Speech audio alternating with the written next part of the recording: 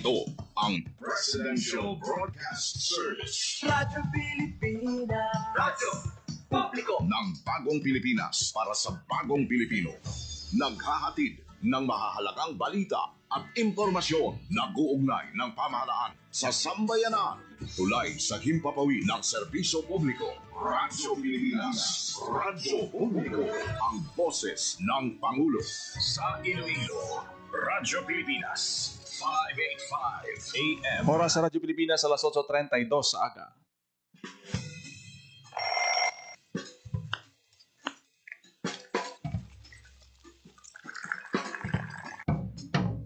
Aga sa Iloilo. Masako. Magahod. Mabagsik. Panibagong adlaw pagkatapos ng paghuway sang gabi antes. Bago nga pagdaon. Isa naman kapag himakas sa matahong nga palaabuton. Iloilo Morning, ang programa kaupod ninyo sa pamahaw punaga. Magadulong sa labing ulihi nga balita. Mga istorya halin sa Iloilo, kag iba niya bahin sang rehiyon. Mga ginahuluhang balan, kag mga trending topic sa social media. Ululupod naton at tubangon ang maayo nga aga. Magpamati na sa Iloilo Morning. Diri sa 585 kHz sa AM band sa inyong mga radyo. Radyo Pilipinas Iloilo, the only government radio station in Western Visayas. Mayong aga Pilipinas, good morning Western Visayas. Welcome sa Iloilo Morning Program. Subong adlaw sang Huwebes, Oktubre 2, tuig 2025. Back to normal na ang sitwasyon sa siyudad sang Iloilo. Nagbalik na ang klase subong adlaw kasunod sa nanging anunsyo sang Iloilo City Government. Resume na klase sa mga bulutuan.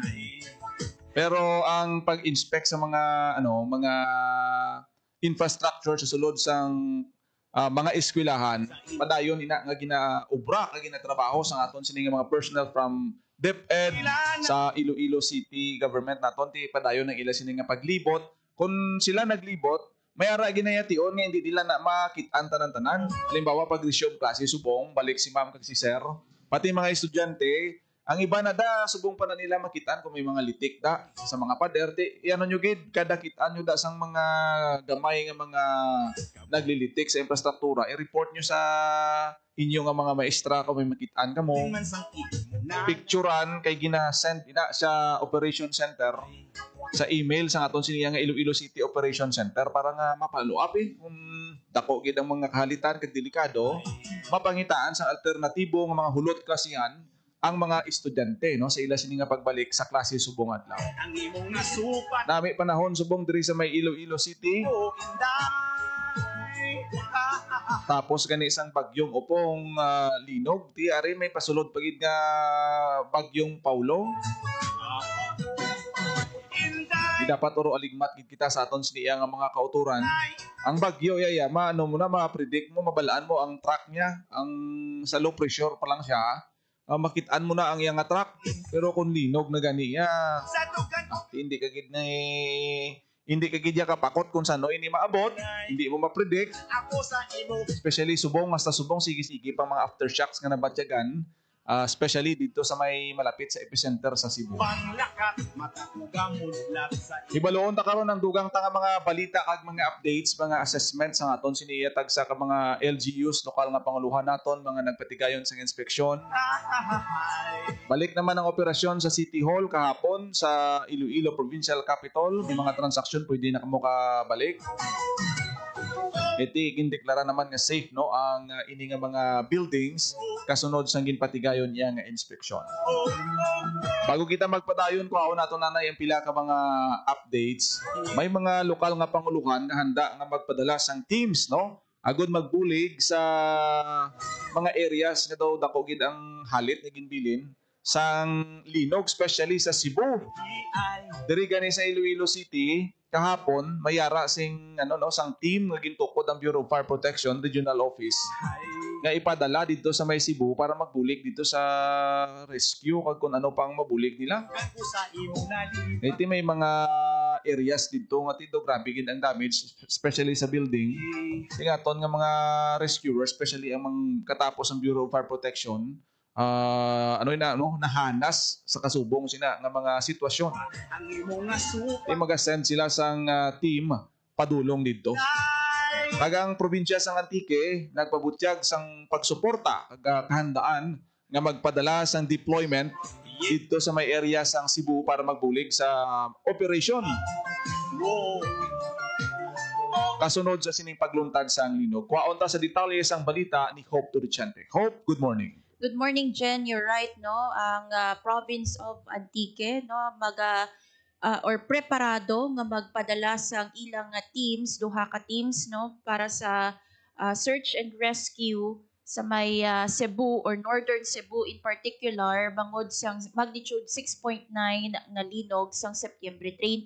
So kay Mr. Broderick Train sa aton nga pag-interview, ang duha ka teams nga ini Jen, 8 personnel each na siya. So this is sa istanan ka tao, no, o kung responders ang iga-extend sa PDRRMO para sa mga pumuluyo sa Cebu. Pananglit nga may go signal kay as of yesterday sang gabi, Jen, kagabi lang gid, no, verify naton wala pa nakahalin ang team nagikan sa province of Antique bangod nga wala pa sila sang go signal. However, ang OCD, no, naga-coordinate sa PDRRMO kag ginahambalan sila to be on standby for possible deployment. In other words, ang NDRRMC ang may final go signal kung bala malakat na ang team from the province of Antique. So ang team ni Jen, 8 kabilog halina mismo sa may PDRRMO. Ang the rest, no, sang team composed sang MDRRMO San Jose de Buenavista kag from the municipality of Caluya. Very special ini sila Jen, kay trained ni sila Hindi ni pwede aba ni Sir Broderick, no, hindi pwede makapadala sang personnel nga hindi trained specifically, no, for collapse structure search and rescue. Kay kung base man, no, sa OCD 6, pila lang ka mga DRRM offices naton sa Western Visayas ang may mga trained for collapse structure search and rescue. And isa na dira ang province of Antique.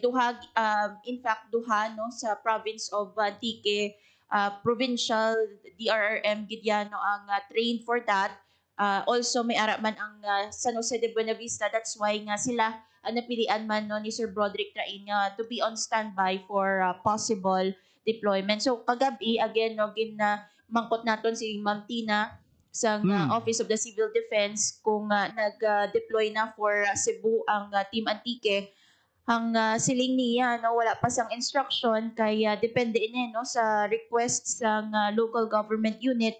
And also, naka-standby sila for possible deployment. Ang Iloilo City Medical Team, naka-standby man dyan, no, for possible deployment. So, from Western Visayas, may ara kita mga teams, no, aside sa Antique, amuning Iloilo City Medical Team, nga ready for standby or ready for possible deployment. Go signal na lang gid, no, kag malakat na ang ini nga mga teams. And speaking of earthquake, Jen, no, sa gihapon, ang Hall of Justice, ukon ang Ramon or Chief Justice Ramon Avancenia Hall of Justice diri sa Iloilo City sa Bonifacio Drive, nagapatuman sa gihapon sang suspension, no, sang trabaho ini sandig sa wala pa sa gihapon, no, nakatapos, no, patigayon sang inspection ang Department of Public Works and Highways. So no, sa memorandum nga ginpagwa sang executive judge si Judge Rose Edith Togonon sa Regional Trial Court Branch 25, gina-assess pa, no, sa DPWH ukon sang Hall of Justice Engineer Manuel Autahay Jr. ang kondisyon sang building. So nagsugod ang assessment kay ni Jen October 1 kahapon, no? Unfortunately, wala pa sila nakapagwa sa opisyal or penal nga rekomendasyon kung luwas na o kung safe na for occupancy ang nasambit nga building. Kay duwa ini Jen, no? Both the main building kagang annex building nga ara man lang sa iya nga kilid. So ang siling sang memorandum may ara man sa mga aftershocks pa nga nababatsyagan. That's why nga naghiwat sang konsultasyon kag nagkuha sa clearance sa Office of the Regional Court Manager. That's why nga gin-recommend no nga sa subong adlaw temporaryo no suspended anay ang trabaho sa Hall of Justice pending sa final recommendation from the engineers. So extended anay no kahapon October 1, October 2 subong ti may mga hearing da postpone ginanay no mga dalalon da mga transaksyon sa Hall of Justice di laban-laban ni reschedule ina kag may mga announcement man na siguro da sa dalom sila nga ibutang para nga ti malikawan nga magruya no especially kung halin ka pa sa mga malayo ng mga distrito no may mga kaso da nga mga ginaproseso at least hindi na kagawa magruya pag maguyang sang imos ni nga tiyempo. Yes, kag hindi lang ini na for the employees but also for the occupants sa Ramon Abanceño Hall of Justice kay hindi man lang empleyado sa Hall of Justice ang naga-occupy no sa Hall of Justice may mga naga-transact no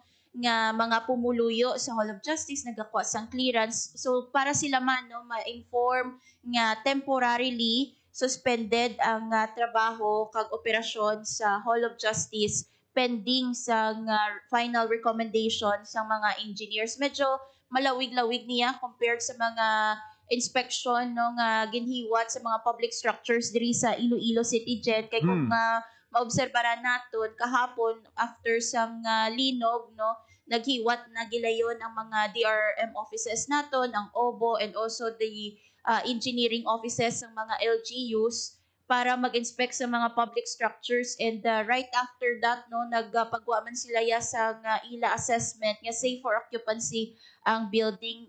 Unfortunately for the Hall of Justice sa may Bonifacio Drive wala pa no kagabi nakapagwa ining memorandum kag na hibaluan nga wala pa sa final recommendation ang mga engineers. So dapat hindi man ipadali mo, hindi niya pagdali-dali nga. Yes, importante ang safety. Safety importante gina kabalanta ang Hall of Justice.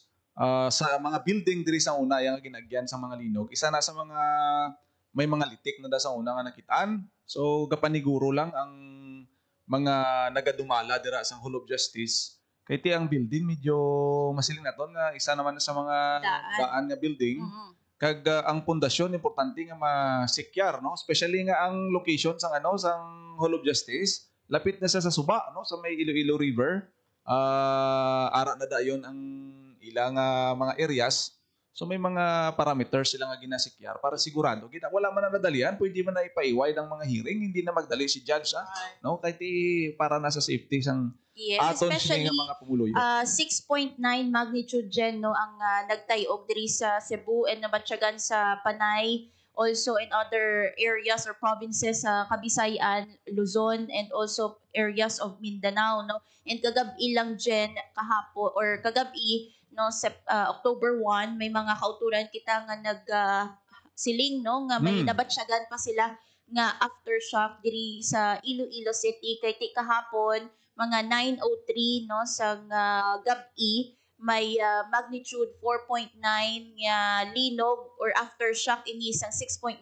magnitude sang September 30. Kusog mo na gyapon kusog sa gihapon. That's why nga ang safety top priority. Tapos ang dugang mo pa ang trauma bla ang effect sa aton mga kauturan, especially kung ara ka trabaho opisina mo sa babaw nga panalga may mga call center kita diri high rise building.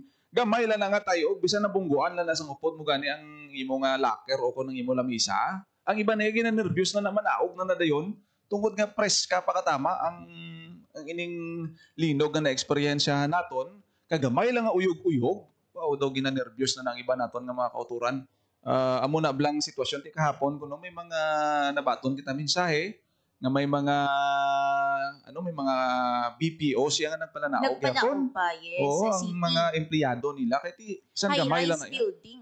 Oo, so gamay nga tayo og na gina nervyos ka gina pangkulbaan ng aton ng makuturan. Mainsindihan ginaton ina. So importante halong kita.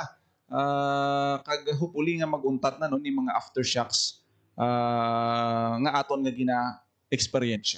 Mhm. If we could just relay dyan, no, sa mensahe ni Sir Broderick Train sa publiko, nga kung may mga earthquake drills gani ang inyo opisina, ang inyo nga mga LGUs, mag-join gid ka mo, no, kay dako ini nga bagay nga preparado ka or balaan mo kung ano ang ubrahon mo antes sa tion pagkatapos ang Di linog. kisa mamho pang iban wala blaga seryoso, kisa ka at ga-cover ta sang mga earthquake drill. May ara ginaya nga gakadlaw na sila mo kiti bala nila daw drill daw compliance for compliance lang. Ariya to tuod na niya.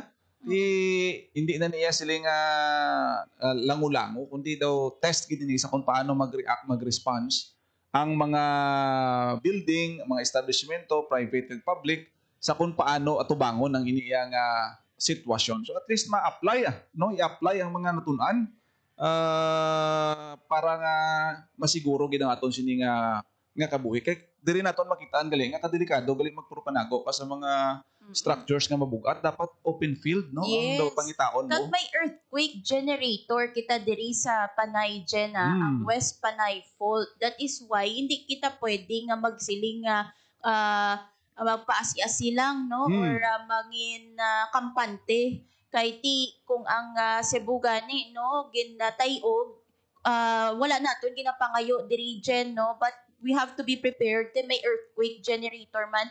And imagine kung i-trace nato ng history, nangin sentro ining anini isang mabaskog nga linog sa tong una, no, nga nag-cause sang massive destruction sa Panay Island, including no ang simbahan sa Uton. Ti sikat gid si Lady Kaykay. Kung Lady i-trace Kaykay. nila ang i-google nyo da si Lady Kaykay. Grabing igo amo na ganing nagpakulap sa sa tower sa simbahan sa Haro, sa Uton damo nagkalamatay.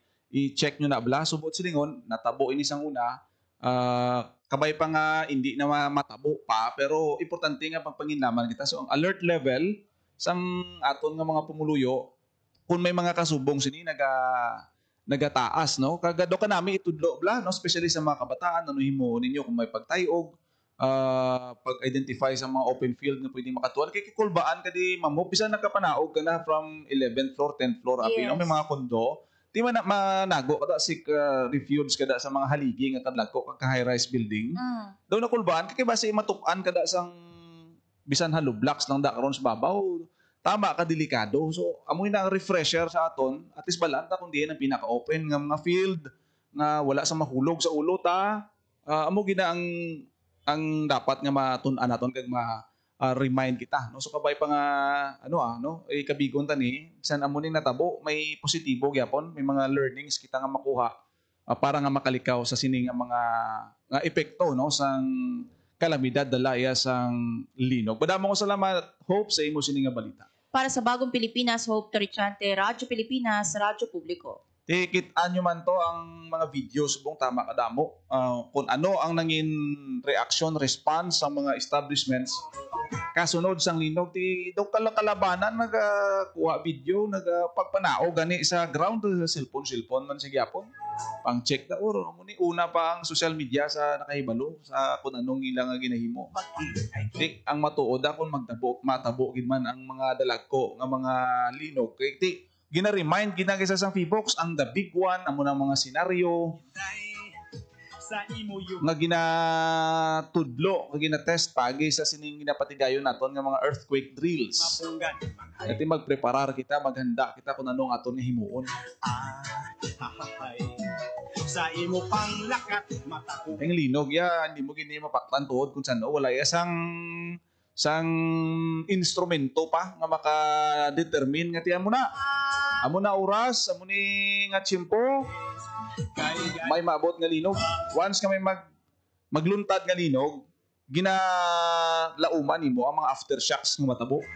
Siling sang imo. Pero kung san o ano oras, hindi mo na mapaktan, kaya hindi mo mapredict, amo nang kinalain sang linog sa Baguio. Pero subong isa ton si Paulo, balaan na dito na siya maigo sa Northern Luzon.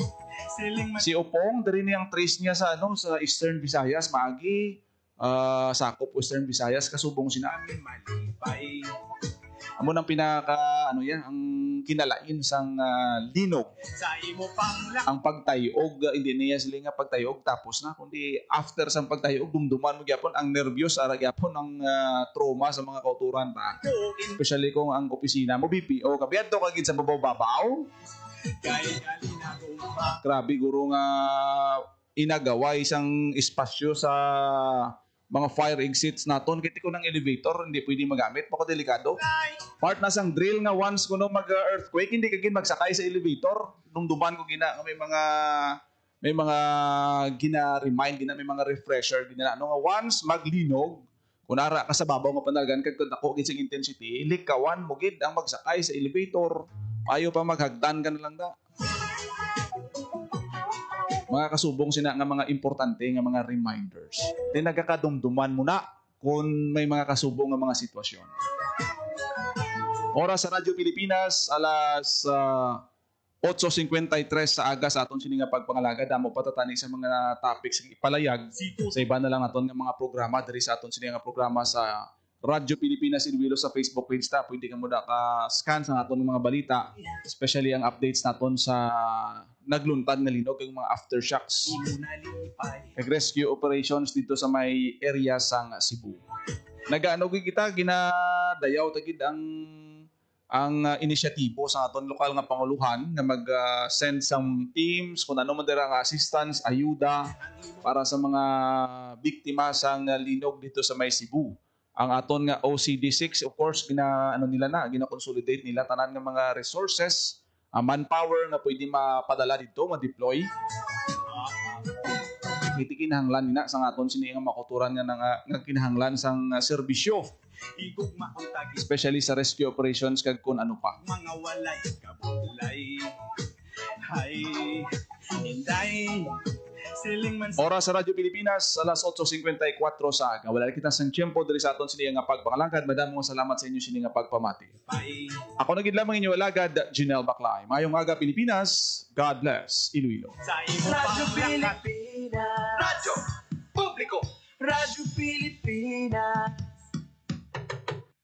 Ang inyong tulay sa himpapawid ng serbisyo publiko, ang Presidential Broadcast Service, Radyo Pilipinas, Radyo Publiko. Radyo Pilipinas. Radyo Publiko.